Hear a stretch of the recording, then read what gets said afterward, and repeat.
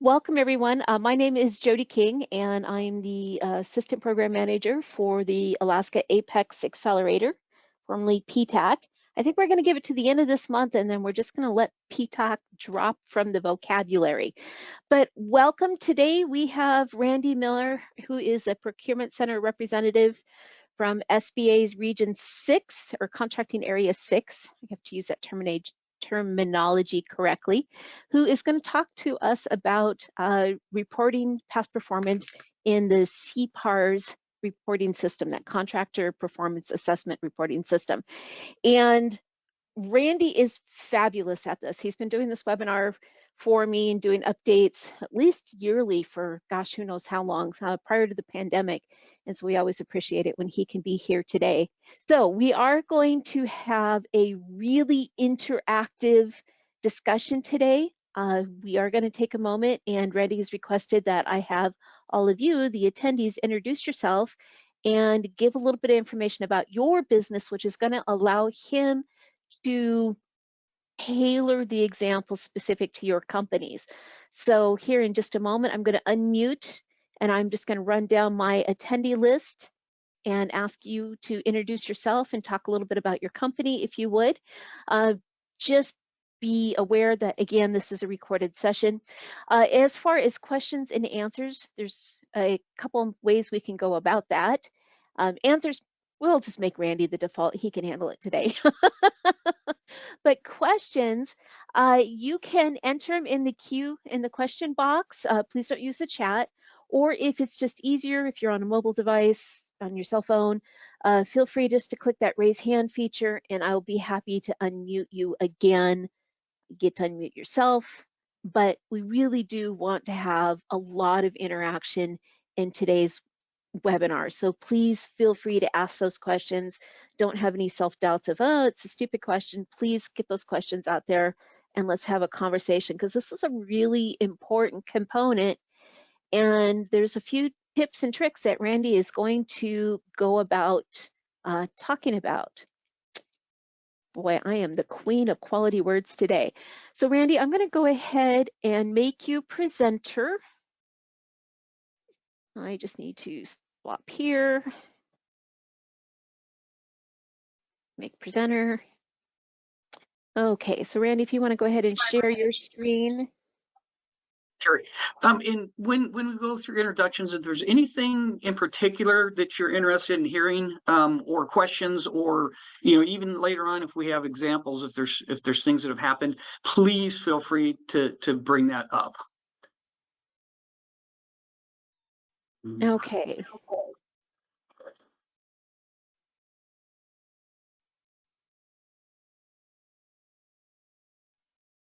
So Randy, do you want to start with introductions?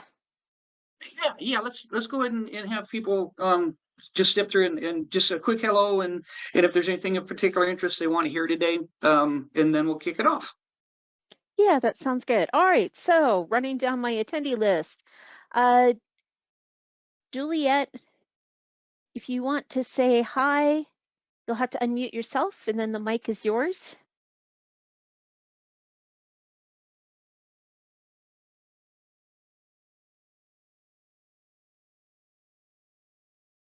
Give that just a moment.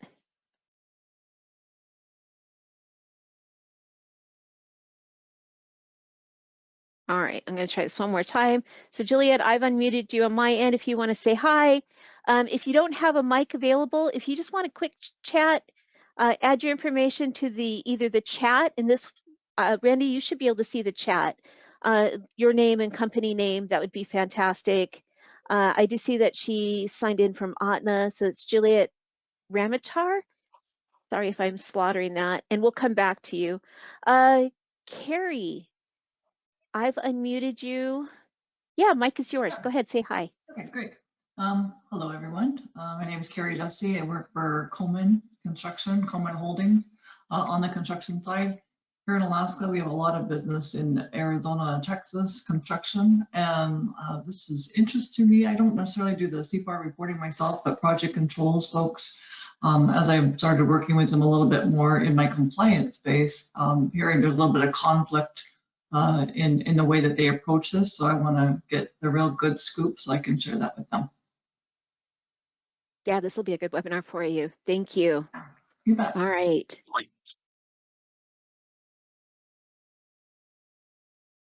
Lena, if you want to unmute your mic and say hello.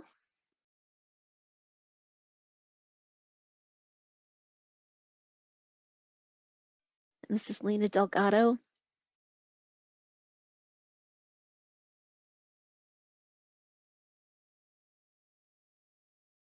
Oh, let me try one more time, Lena.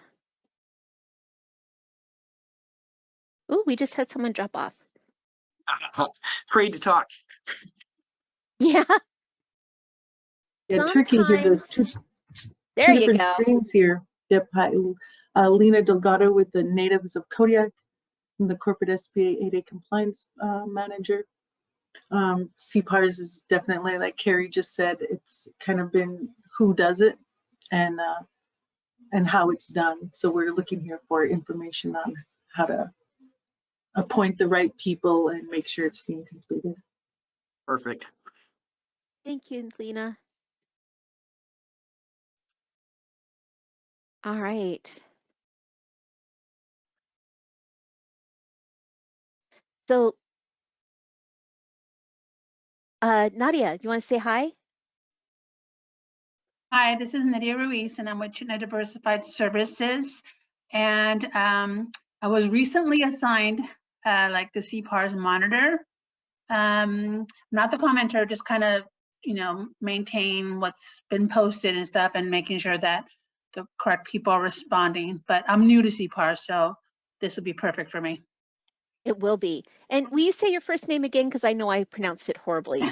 It's Nydia, just like Lydia with an N. Ah, thank you. And I know I email you all the time and I still Yeah. can't figure out your first pronounce. Sorry about that. No, no worries. Thank you. All right, Juliet, we're going to try one more time with you. So if you can, you'll have to unmute yourself. And then if you want to say hi.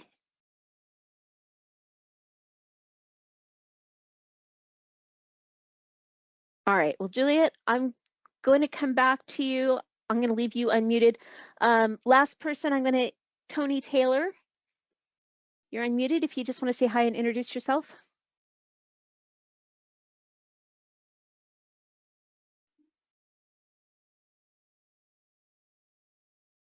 Hey, Okay. good afternoon. Can you hear me, Jody? Yes. Hey, all right. Good afternoon, everyone. My name is Tony Taylor.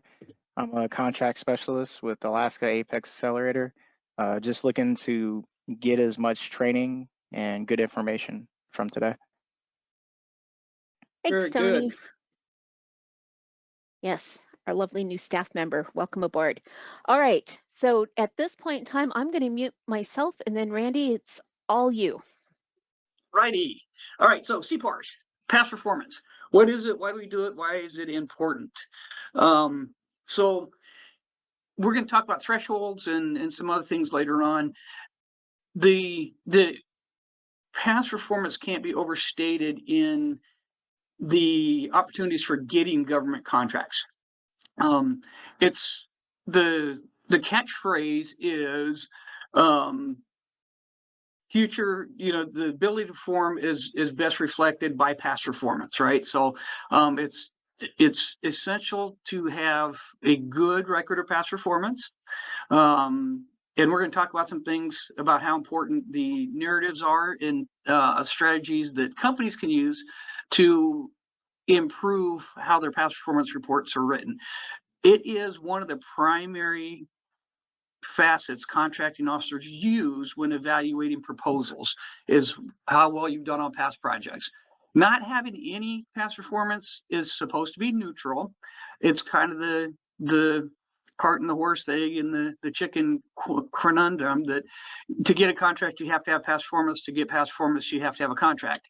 Not having any isn't a death knell, but having negative past performance is not a good thing. And we're going to talk about the ways to mitigate issues when there are issues. I'm going to go through some of this relatively quickly because it's just kind of how the sausage is made rather than the things that you guys need to know. If I skip something that you feel is essential, please let me know. All right.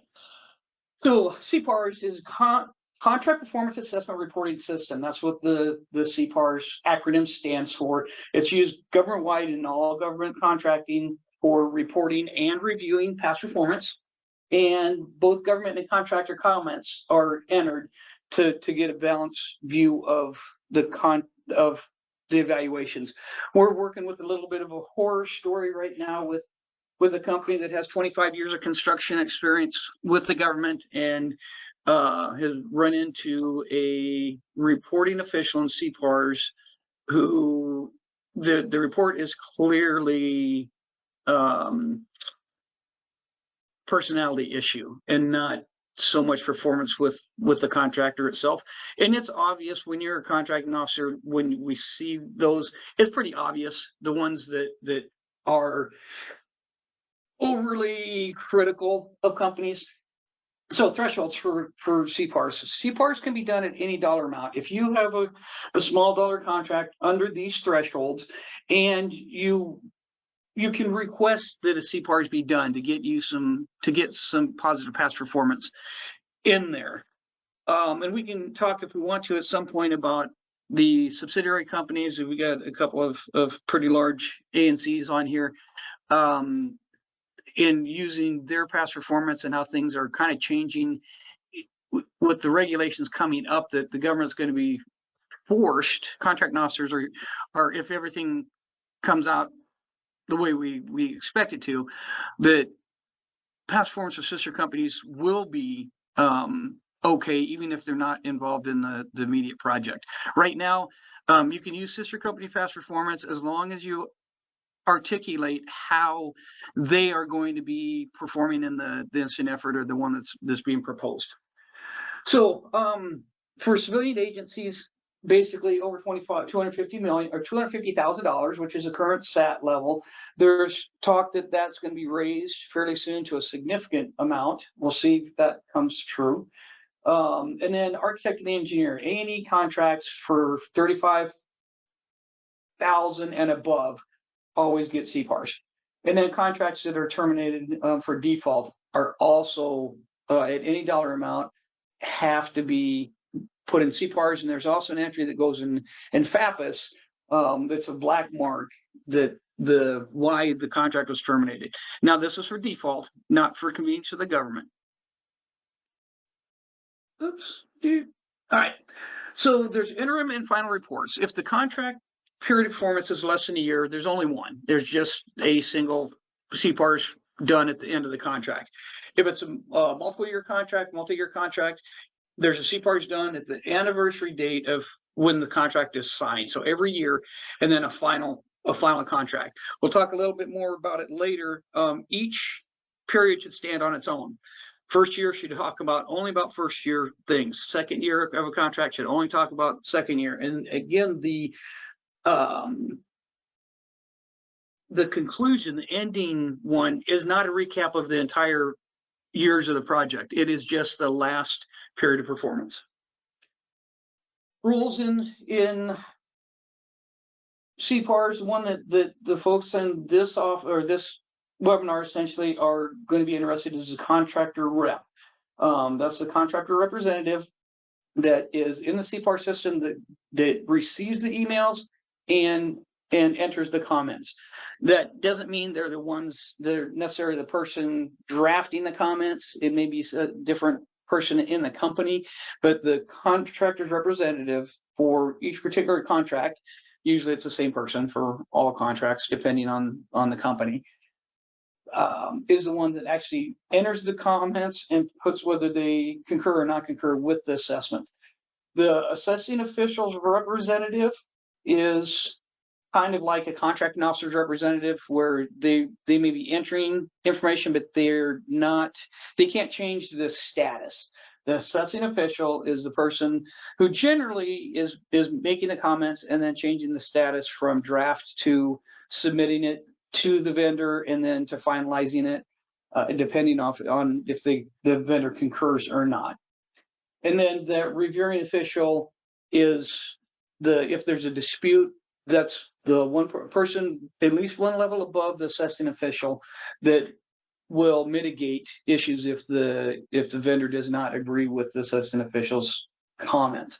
That focal point up on top, that's at each agency, that's the person that tracks contracts that need CPARs and tracks that they're being done. So generally here as contractor representative is the folks that are in this audience. So the evaluations are sent automatically and electronically via email. It's a really strange email address that it comes from. It's the Navy address, and once in a while, vendors that are not used to CPARs will think it's junk mail, spam, and not open them up and look at them, which is a mistake. So the contractor representative receives them from the assessing official and reviews comments and returns them within 60 calendar days. We'll talk about timeline in a little bit. Here's a workflow summary. When the contract is awarded, the CPAR systems gets a notification from FPDS NG, from SAM, basically. And then the focal point will enter that in the CPAR, not enter, but it's registered in the CPAR system. They're already there. They just look them up and say, okay, yeah, this one's good, or this one we don't need to do it on. When the time comes, the proposed narratives and ratings and narratives are entered by the assessing official. Then they're sent to the contractor. Contractor can put comments in. So for 15 days, it is not in anywhere. So you've got 15 days if you have like some serious concerns to get with the contracting officer and say, hey, can we revert this back to draft status? We need to talk about this. After 15 days, it is available on the CPAR system for viewing, and it will be in a draft format.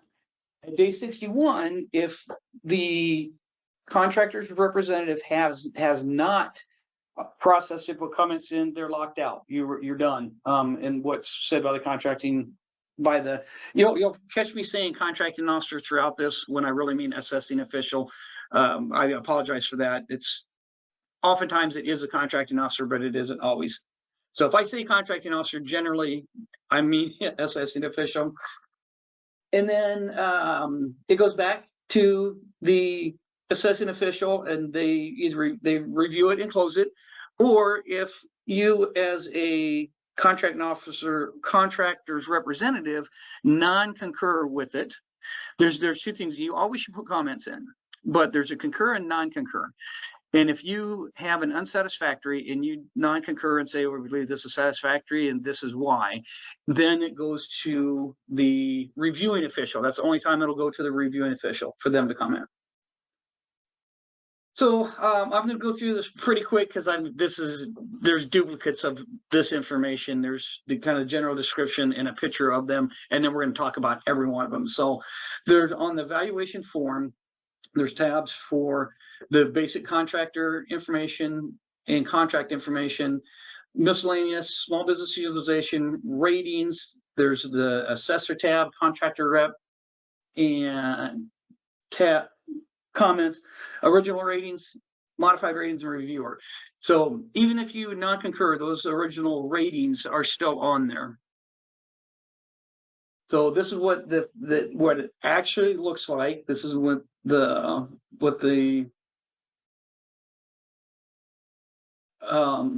both the administrator and the assessing official can fill in this data. There's contract information tab, excuse me, that has valuation type, whether it's interim or final, whether it's an addendum, the period of performance, the timeline that's being assessed, the business subsector, the contracting office that's doing it, and the location of the work itself. Contract Randy? Information, it again has just some of the generic not generic, but the specific information about the contract itself. The complexity tab, there's a low, medium, and high tech complexity. As a contracting officer, this one was kind of a struggle for me to decide between whether it was low, medium, or high. On complexity, there's not good definitions of what consists of a medium complexity contract. So Randy, I'm going to jump in. Yeah. We have a question. Casey, go ahead. So back a couple slides on the CR. Casey, you got an open mic if you just want to unmute yourself and ask your question.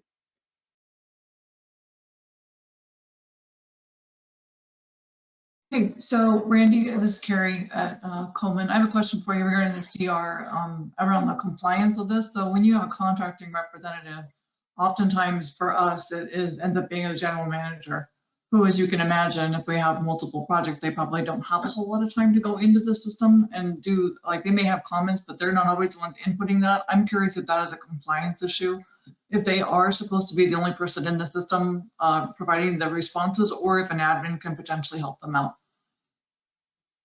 You mean on your side? Yes. Yeah, so here's what I suggest. That that when you get the notice that the CPARs is out there, print it out. You can save it in electronic format and send it to them to enter their comments, and then you can put it in. You can also have, if you're comfortable, per contract, you can have different individuals be the CPARs representative. You just need to tell the administrator, for some reason the word has escaped me. I was that position for years. Who's putting the information in can enter different people into CPARs to review it. Generally, there's only one contracting officer's representative per contract, but that name can change. So okay. I hope that helps. Yeah, no, that helps. That's good. And then what I'm going to get into later too, that I might as well just talk about right now for a second, is I think it's a very, very good practice to supply your assessing official with narratives, and we're going to talk about that later. CPARs is kind of a pain in the butt, to be quite honest with you, for contracting staff and assessing officials to do. It's important. But sometimes it falls in priority to signing contracts, to obligating money. So the easier you can make it for them, the better. If you send them an email with some information in each one of the narrative areas that's applicable, it makes it easy for them. I'd love it. I would, as a contracting officer, I would ask certain companies to provide any input they wanted to, and then I would send it to the technical people on the government side and say, hey, do you agree with this? Do you have anything to add? And it just made it so much easier, and to have a really, really accurate representation in that CPARs. I, as a contracting officer, I was assessing official for all the CPARs that were required. But as a contracting officer, you're juggling so much. You really don't know what's going on with most of your contracts, at least not at the level that should be in the CPARs. So. Anyway, yep. No, that helps. Thank you very much. Appreciate it. And sorry, Carrie, that I called you Casey. I apologize for that. No problem. That's all good. Thank you. Okay, and then there's whether there's terminations or not. And I don't know, you always have to select none or cause or confusion your default. You can't, it's like, well, shouldn't it default to no termination, because that's generally what these are, but no, it was kind of a pet peeve of mine that I always had to select the termination type. Again, most of this stuff is just stuff that the government is putting in. Small business utilization tab. If this is only used if there was a subcontracting plan for the prime on the contract. So if you don't have a subcontracting plan, this doesn't even this says, does the contract include a subcontracting plan? Select yes or no. If you select no, it just goes on to the next page. Ratings. All right, these are the different ratings, right? We got quality, schedule, cost control, management, small business utilization, regulatory, and then other areas. There's a 24,000 character limit for each area. And last time I did this, I sat down and figured out how many words and sentences that was, and I don't remember what it was, but it's a lot. Here's the grading scale. Exceptional, very good, satisfactory, marginal, unsatisfactory. We'll talk more about this, but the vast majority of contracts should be satisfactory. That's when you have performed under what the contract is for, you've delivered what the contract says, and you delivered on time. That's satisfactory. To get higher than that, you have to have done something above and beyond that's of value to the government. But as we all should know, the government can't accept anything for free. So that's kind of a catch-22. The things that come in here that I've seen is early occupancy, or, you know, contract being done, finished early, and save the government $20,000 in lease fees for a different facility or something like that. That's when you kind of move up the grading scale. Moving down the grading scale should be the same. And this is very important for a vendor to realize, that just because you have a problem doesn't mean you're going to get a marginal rating. If you had a problem under the contract and you fixed it, that is satisfactory, unless the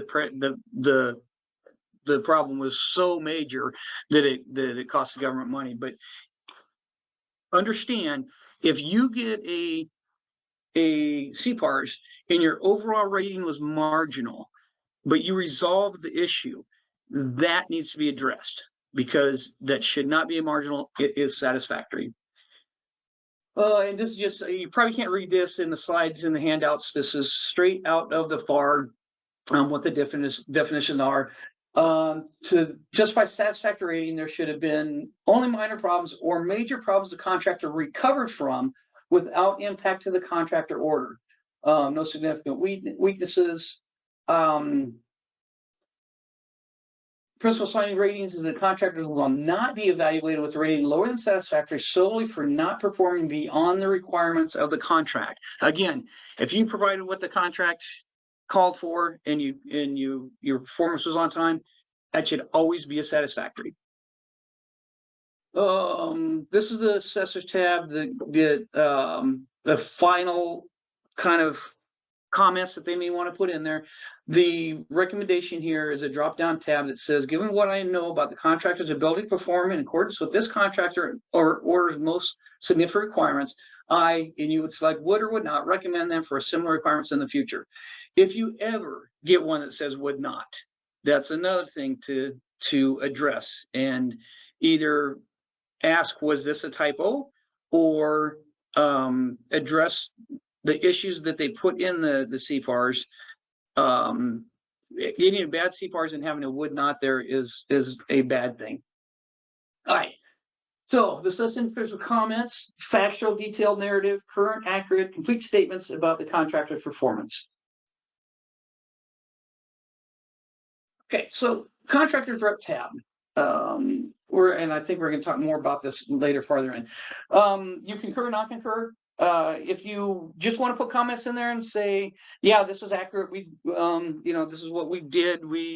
I always encourage you to put comments in, positive comments, things like, we had a good relationship with the contract officers and the requirements office, and look forward to doing business with USACE Alaska again. That's always helpful.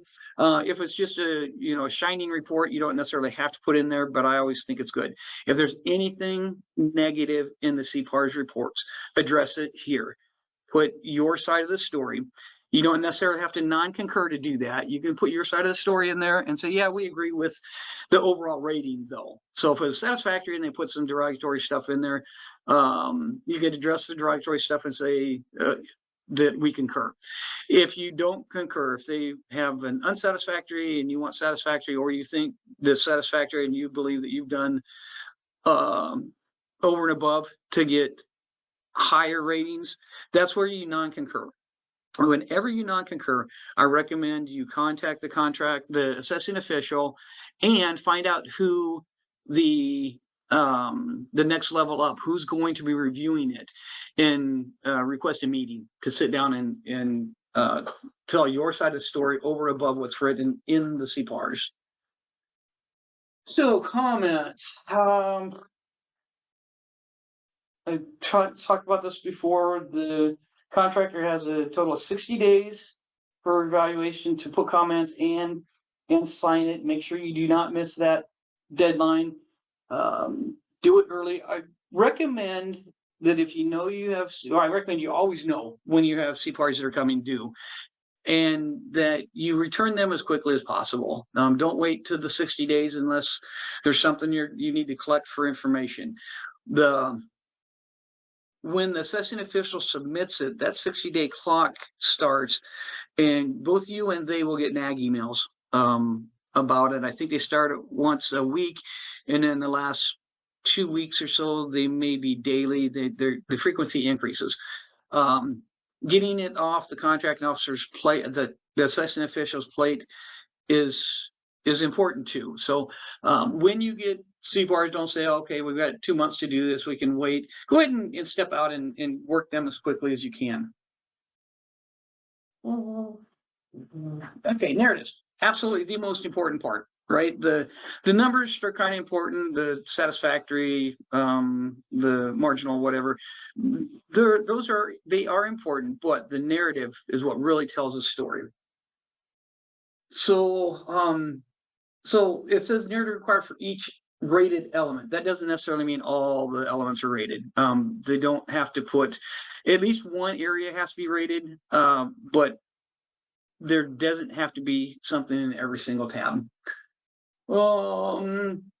They should address changes from prior reports. If there was a bad report or a good report the year before, and there's been changes to the contract, they should address that. Any benefits or impacts to the government. Risk inherent, if it's a risky project, if it's something we've not done before, or it's sensitive lands in a remote area, that there could be impacts on salmon harvest or something like that. It should recognize that the agent or that the company's taking a risk in the effort that they're doing. And the government's role in the contractor's inability.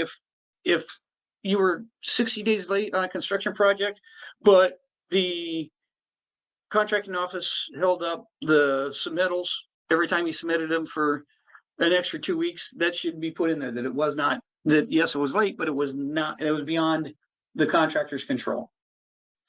And then major and minor strengths or weaknesses. These are the elements evaluated. We went through this once, that's why I went through it pretty quickly before, because we're going to go through it again. Quality, schedule, cost control, management, small business, regulatory compliance, and other areas. Quality, of course, that's how well you did the job. Schedule, how well you manage the schedule. Cost control, if it's not a firm fixed price contract, if it's FFP, that's not even addressed.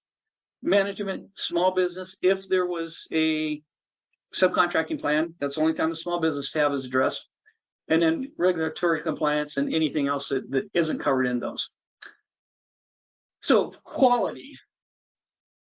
The quality area addresses how well you address the contract specifications or requirements, good workmanship, are the reports and data that were provided under the contract accurate, because the specifications, and what degree of government technical direction was required to solve problems that arose during performance.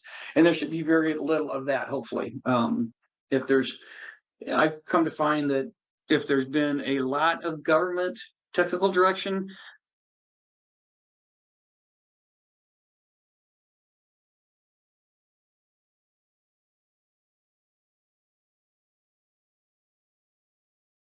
schedule, timeliness, gets contract, when task delivery orders are filled, any milestones and how they were met, delivery schedules, and administrative requirements, any reports that were due.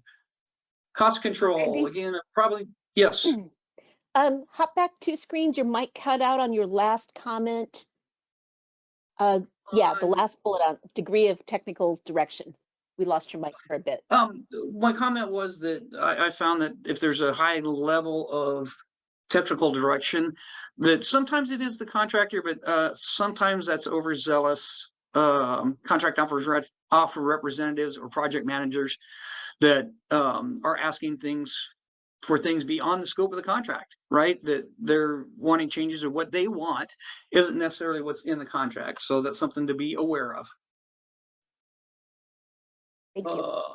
Timeliness, hopefully we caught that. That's pretty plain. Did you deliver on time? Cost control, for fixed price, it won't even be rated, but your forecasting, managing, overruns, underruns, when under cost contracts, that's an area that's almost always rated. Management, how well did the management team worked? Problem identification, corrective actions plans, cooperative behavior, subcontracting management, program management, key personnel. What's not here is responsiveness. That's always was a go-to for me, is how responsive contractors were to the government. When it was positive, when I could say they were very responsive to my requests and needs. That always went in management. Small business subcontracting, I think we're, for the most part, small business here to begin with, so that compliance with subcontracting participation is what's rated here. Regulatory compliance, you guys know much better than I do about regulatory compliance, especially when it comes to construction, right? So this is another area where it can be helpful to the rating official for you to provide input here, saying, whatever the environmental regulations were or code regulations that if you put those in there, that we abided by these OSHA codes or whatever, that can be very helpful to kind of fill out the rating, the CPARs report. All right, so now we're going to talk about the narratives, and we're going to start with government side when they put stuff in. I'll go through it relatively quickly because although it's important to you, and it is important for providing the information to the assessing officials. So this one is, I stole this directly from CPARs, from some slides several years ago. I just went through CPARs refresher training last week, and they're using the very same examples. So these examples, if you go and do training on the CPAR site, you're going to see these over. All right, so sample contract effort description. The contractor provides maintenance and support for VFED for the General Services Administration. I'm not going to ask for comments. If we're in the room, I would ask for people to say what they thought was good or bad about this. But that's a little clumsy when we're doing it online this way. Absolutely not sufficient at all. And why not? Well, what the hell's a VFED for one thing?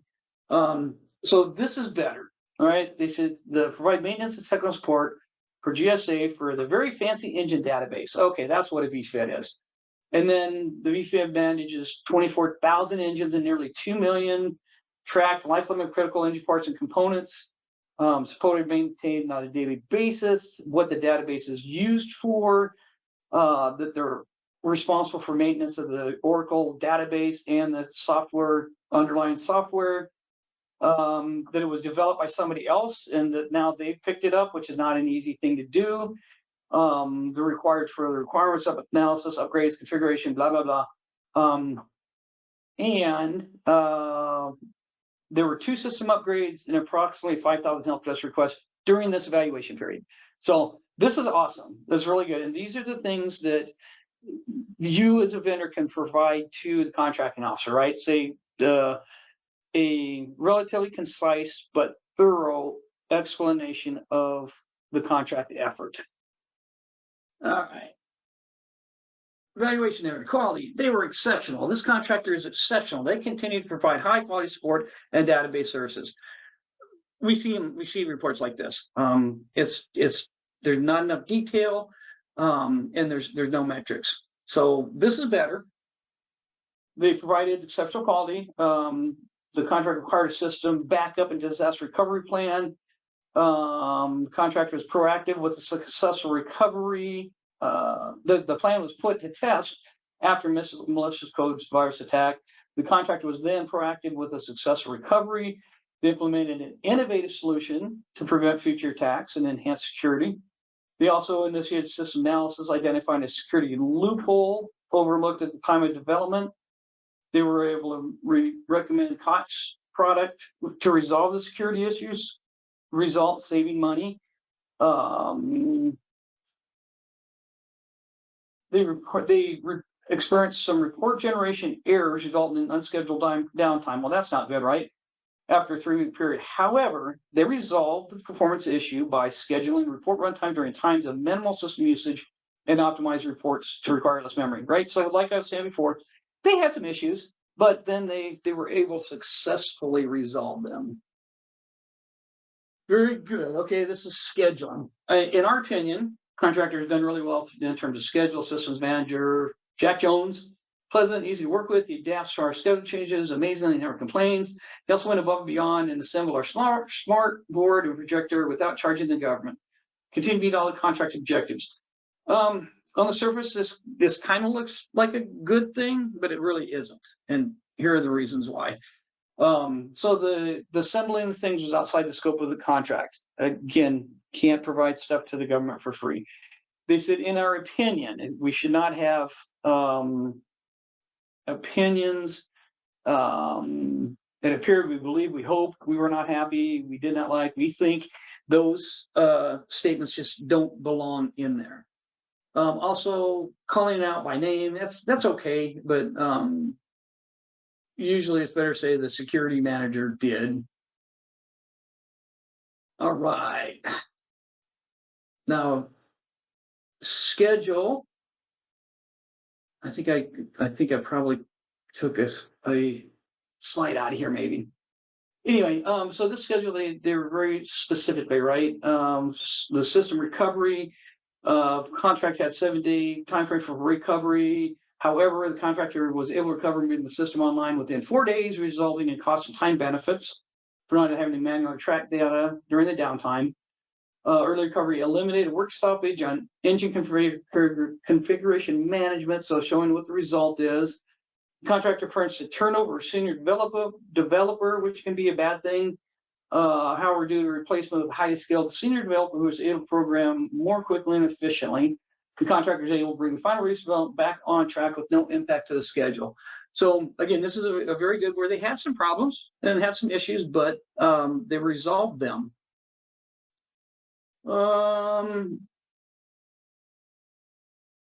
Marginal, this says this is sufficient.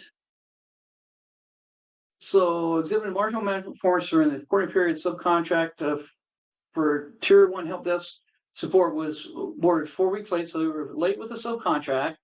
During the transition period, 4 weeks later than required during the transition period between the incumbent and the new contractor.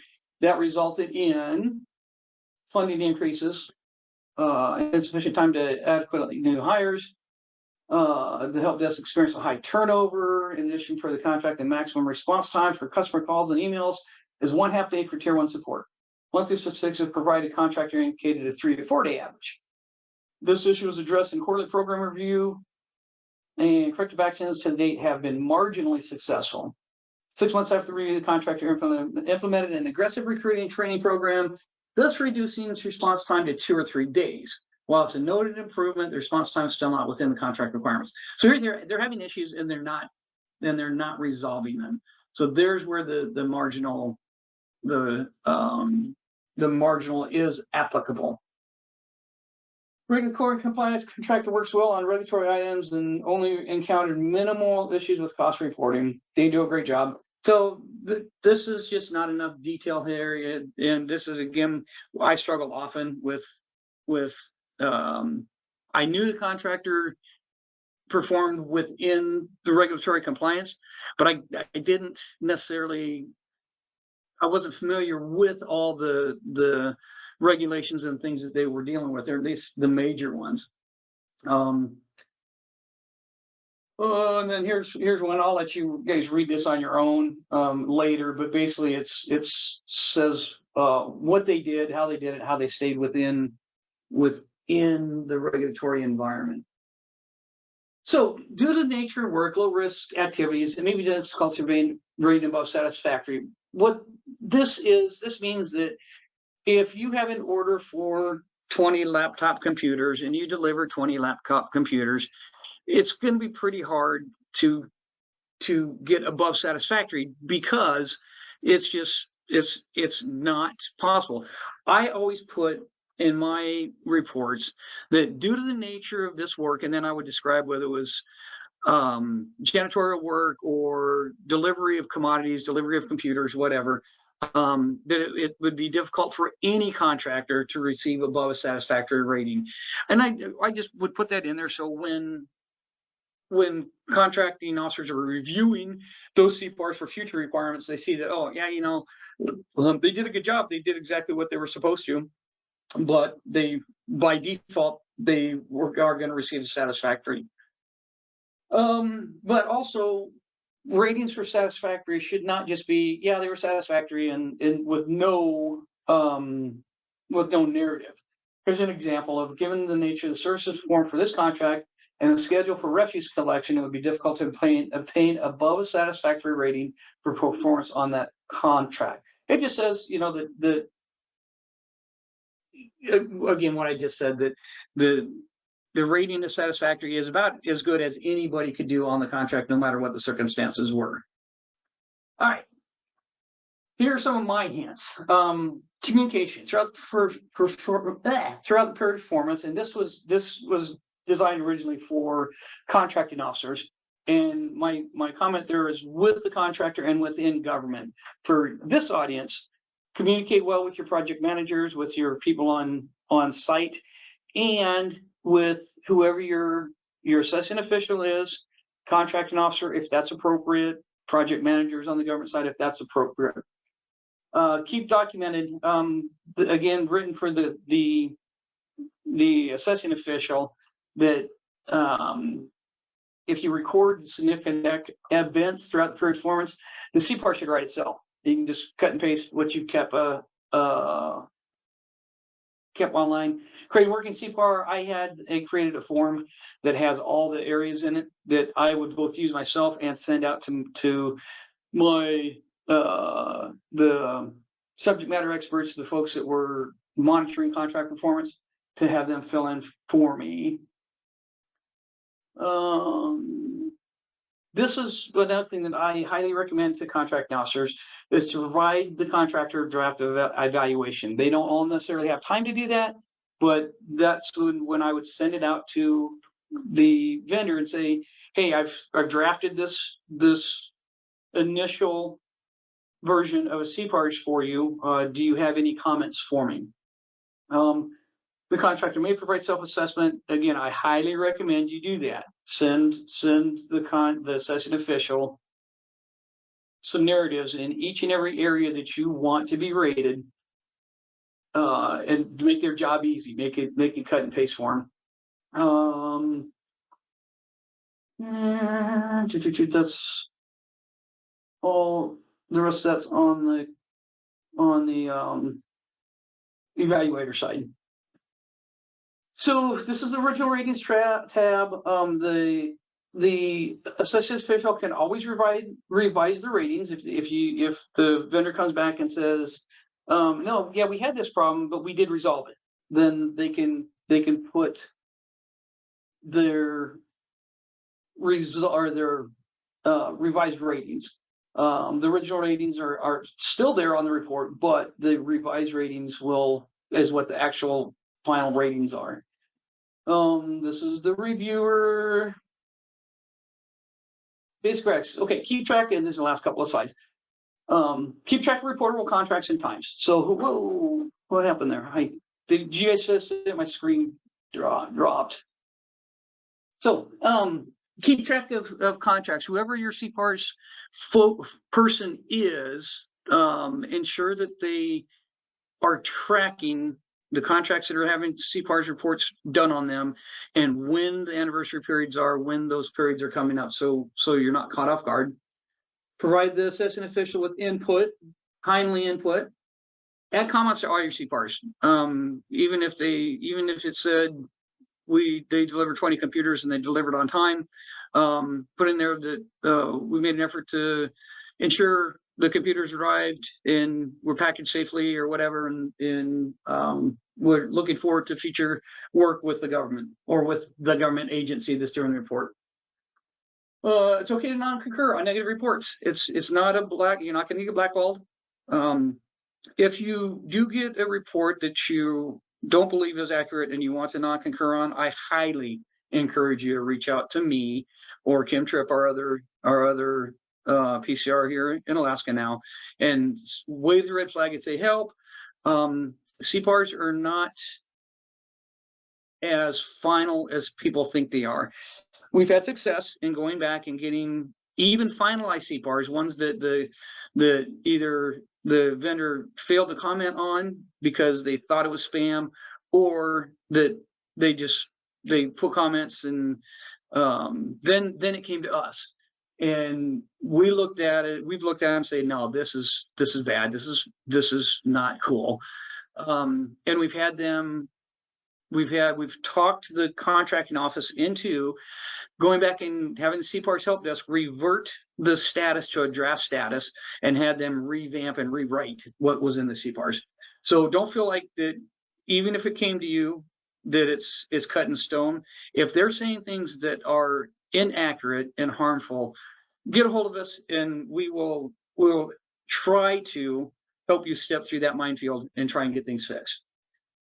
And again, CPARs and pass forms can be requested below the threshold. So if you do request that, I highly recommend you say, hey, we would request that you do a CPARs for us on this effort. If you're agreeable, we will provide you information from our side, from what we think, to make it easy for you to write. You may not want to go to that effort to write it before you ask if they'll do it, but if you have the time, if you put that in your request to say, we would request the CPARs on this contract, here's some input on what we did under the contract. This is what the CPARs homepage looks like. You can go out there and there is this little hamburger thing up here next to the spyglass. Will bring up these tabs on the bottom. When it first comes up, these are not here. If you click on Learning Center, it comes up by function or role, and you can take training by the role of the contractor representative or the corporate senior contractor representative.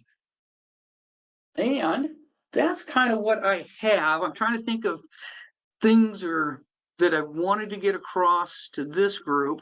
I think I've hit on the main points. Is pay attention to your CPARs. It's very important. Make it easy for the assessing officials to do and know what the timelines are. I would love some scenarios or questions right now. If you have any questions about CPARs or something that I may have missed, and past performance isn't just CPARs. You can pass CPARs just for government contracts. Don't forget that if you're doing either open market jobs or state and federal, state and city, county, and native government organizations, you can use those as past performance. They will not show up in CPARs, but they're still important to put on if they're applicable to the project when you're putting past performance in your proposals. All right, now this is what I like to call stump the dummy time. Does anybody have any questions for me? Carrie, go ahead. You've got open mic. Yeah. Randy, I'm curious, how do you get access to past performance reporting that may have been done by someone, let's say, that's different in the company? Like perhaps you're in one subsidiary and you have someone that was here in 2018 through 20, but they left the company. They were the one who submitted the report, but you want to see what that report says. Now here we are in 2024. Is there a way to get access to that report, or is that locked out because it's in a government system? There's a couple of ways to go about that. The way to cheat can go about it is to get a hold of me. Okay. And I can go pull them for you. That's probably not the most proper way to do it. The CPARs help desk is actually pretty responsive. And if you let them know, they can change. I think the focal point can also go in there and change who the company representative is. So there's a couple of ways. The first place would be to go to the focal point, if you know who that is, and say, hey, we've got some CPARs out there that this person reported. Can you please change the contract representative to whoever the new person is? That's number one. Number two would probably be help desk. And if all else fails, or if you need something in a hurry, come to me and say, as long as I can verify that you are who you say you are, and you're not asking for CPARs from a different company, Right. I would be able to go in and pull them for you. Okay, I'll send you an email as soon as it's over, because I just actually got a hot one that came in, so. Okay, yeah, Tony, shoot me an email and I'll see what I can fantastic. find, okay? Yeah, sounds great. Thank you. Okay, you're welcome. So Randy, when you mentioned the focal point, is that the company person or is that an agency? It's the person at the agency. So every contracting office will have a CPARs focal point Got it. assigned, and that their job is to go in there and register the contracts and then enter the person who is the company's representative. So oftentimes sometimes I would know who it was and I'll just do it, but most times I would send an email out to whoever the distribution of the contract went to and said, and ask them, say, this contract will have CPARs associated with it. Who do you prefer to be your contractor representative for this contract? So kind of to restate some of the things that you brought up, it sounds like when you have just been awarded a new contract and you are eligible, your threshold of the contract hits one of the thresholds, you will be eligible for CPAR performance, that there's things that you want to start getting in play so that you are ready at that end of the year and not chasing that after the fact. Right, yeah, and not necessarily eligible. Those thresholds are mandatory. CPARs are done. Thank you. That's probably a better term than yes. Yeah, that your contract is hit that threshold and CPARs will be mandatory. Yep. So Randy, I do have the Word document you gave me back when we started this. I think it was like 2019. I can email that to everybody. I'll email it to you, let you double check it, and then with your go ahead, I can send that out to all the attendees today. And You can send it out. You can send it out. What Jody's talking about is the form that I created to send to my requirements personnel to say, hey, let me know about this contract. We're doing CPARs. Tell me how they're doing. One of them has drop downs. The other one doesn't. Excuse me. One of them has drop downs. I don't know which one you have, Jody, on the ratings that you can actually select satisfactory, marginal, whatever. Yeah, it has the table at the bottom. Okay. Yeah, no, feel free to send that one out. That nothing has changed in those areas. So. All right. Well, anyone have any last minute questions that they would like to ask of Randy? Randy, I'm going to go ahead and steal the screen back.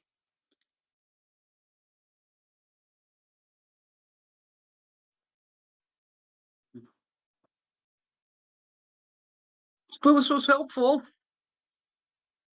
All right. So just to pop this up for everyone, we had questions. If you think of something after the fact, I just wanted to give you and I'll make sure these two slides were not in the handout, so I'll go ahead and email as well. And so the contact information for both Randy and Kim Tripp, who are and they're located here in Anchorage under that Area 6 for the contracting, the Procurement Center Representative for SBA, and also just, of course, our PTAC contact information. So I want to make sure everybody has that as well. Scroll back to ours real quick. All right, so these are activities within Alaska. We also cover many, many, many more. I cover NAVFAC Pacific, which includes San Diego, Washington, Hawaii, Guam. I have other Navy agencies in. I have to send you the slide and get you to update it. Yeah, and if you go out there to that PCR directory, it's vastly different in how it's designed, and it's by area. So there'll be an Alaska section, and it'll show what we cover there. But there's also each state has its own. But anyway, I just wanted to note that I went from doing about 5 billion a year in reviews for upcoming contracts to over 56 billion last year. So our workload has changed considerably. Just a side note. All right. So the takeaway is points of contact. So if you are having CPAR issues, let us know. Feel free to reach out to Randy as well. We have his contact information. And of course, then we have the contact information for our Alaska Apex office as well. So at this point in time, if I don't have any questions, if you do think of anything after the fact, which always tends to happen, you're more than welcome to reply to your webinar invitation. Get those questions to me. I am always happy to forward those to Randy if you ask me to do so. If you're thinking on the fly, don't have his email in front of you, that's a great way to make sure that you're capturing that question. So at this time, again, I want to thank everyone for joining this afternoon. I greatly appreciate your time, the information today. And if you have any comments for future webinars, like more details, or if there's content that you were hoping was covered under this webinar and we didn't, please let us know. Again, feel free just to email me, reply to your webinar invite, and let me know thoughts. And thank you, everyone. And at this point in time, I am going to go ahead and close out this webinar.